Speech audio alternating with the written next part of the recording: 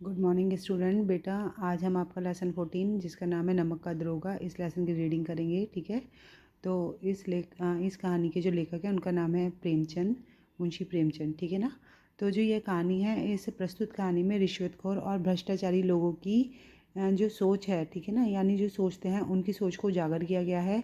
वह सोचते हैं कि जो वह अपराध कर रहे हैं वह अपराध ना कर करके कोई उपलब्धि है। ठीक है, और वह एक दूसरे के आज का समय कैसा है कि आजकल लोग एक दूसरे की अच्छी बातों को तो नहीं ग्रहण करते हैं, परंतु उनकी बुरी बातों को यानी दुर्गुणों को एकदम से अच्छा समझ लेते हैं और उन्हीं को आधार मानकर वैसा ही व्यवहार करने लग जाते हैं।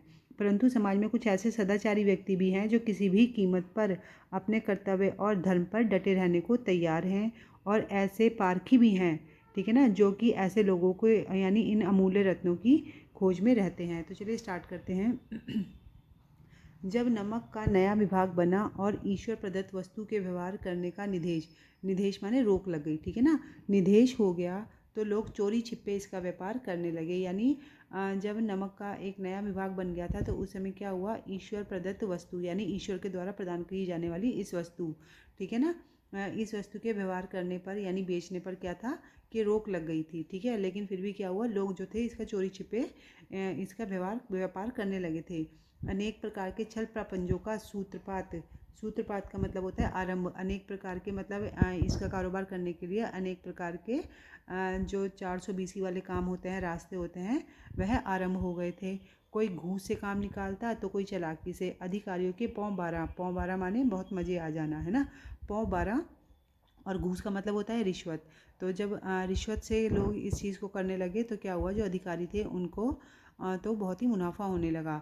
पटवारी का सम्मानित पद छोड़कर लोग नमक के विभाग में प्रवेश लेने को, वहाँ दरोगा पद पाने के लिए भी ललचाते थे। यानी वहाँ पर इतनी ज़्यादा इनकम होने लगी कि जो लोग थे वे अपने पटवारी जैसे सम्मानित पद को भी छोड़कर सिर्फ पैसे के लालच में वहाँ के दरोगा पद पाने के लिए भी कोशिश करने लगे।